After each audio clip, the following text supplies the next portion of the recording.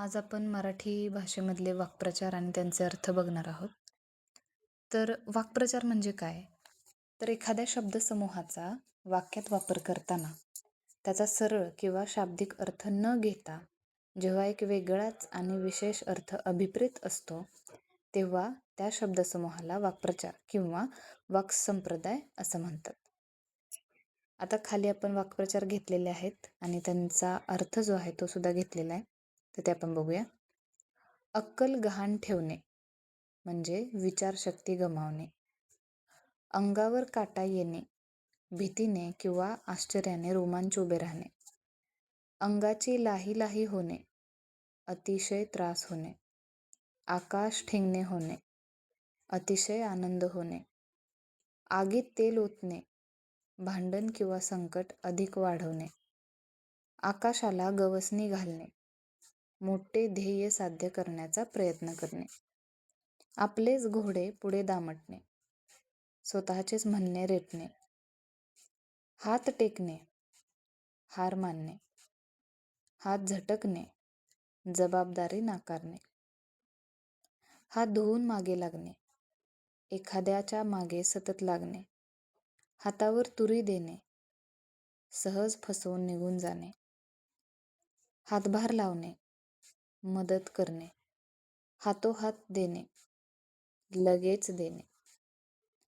डोळ्यात धूळ फेकणे, फसवणे. डोळ्यात तेल घालून पाहणे, अत्यंत सावधपणे लक्ष ठेवणे. डोळे उघडणे, जाणीव होणे. डोळे दिपणे, खूप आश्चर्य वाटणे. डोळ्यात भरणे, आवडणे. नाक मुरडणे, नावड व्यक्त करणे. नाक खुपसणे, विनाकारण हस्तक्षेप करणे. नाकी नऊ येणे, खूप त्रास होणे. नाक कापणे, अपमान होणे.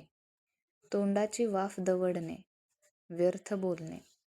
तोंडाला पाने पुसणे, फसवून निघून जाणे. तोंड भरून कौतुक करणे, मनापासून स्तुती करणे. तोंडाला कुलूप लावणे, गप्प बसणे. तोंडचे पाणी पळणे, खूप घाबरणे. तोंडावर पडणे, अपयशी होणे. कानावर हात ठेवणे, ऐकण्यास नकार देणे. कान देऊन ऐकणे, लक्षपूर्वक ऐकणे. कान भरणे, एखाद्या विरुद्ध चुकीची माहिती देणे. कानाला खडा लावणे, पुन्हा चूक न करण्याचा निश्चय करणे. कान टवकारणे, सावध होऊन ऐकणे. पोटात गोळा येणे, खूप भीती वाटणे. पोटात कावळे ओरडणे, खूप भूक लागणे. पोटात ठेवणे, गुपित राखणे. पायाखालची वाळू सरकणे, अचानक मोठा धक्का बसणे. पाय रोवणे, ठामपणे उभे राहणे.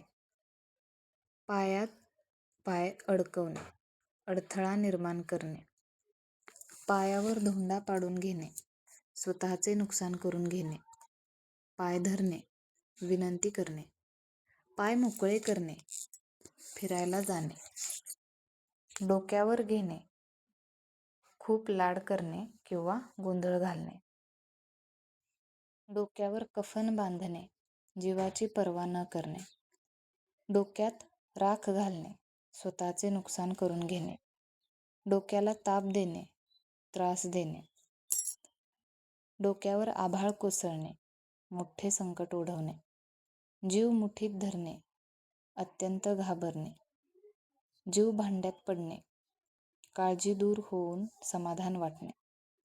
जीवाचा आकांत करणे, मोठ्याने आक्रोश करणे. जीव ओवाळून टाकणे, एखाद्यावर खूप प्रेम करणे. जीव तोडून प्रयत्न करणे, म्हणजेच खूप मेहनत करणे. काळजात धस्स होणे, अचानक भीती वाटणे. काळजाचा ठोका चुकणे, अचानक धक्का किंवा भीती वाटणे. काळजात घर करणे, मनात कायमचे स्थान मिळवणे. रक्ताचे पाणी करणे, खूप कष्ट करणे. रक्त आटवणे, खूप त्रास देणे.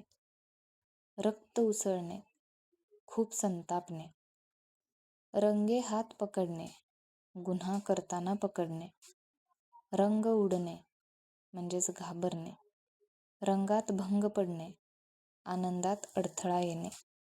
पाणी पाजणे, पराभूत करणे. पाणी पाणी होणे, खूप लाजणे. पाण्यात पाहणे, शत्रुत्व करणे. पाण्यात माती कालवणे, संधी वाया घालवणे. भुई थोडी होणे, खूप लाज वाटणे. आभाळाला हात टेकणे, अतिशय मोठे यश मिळणे.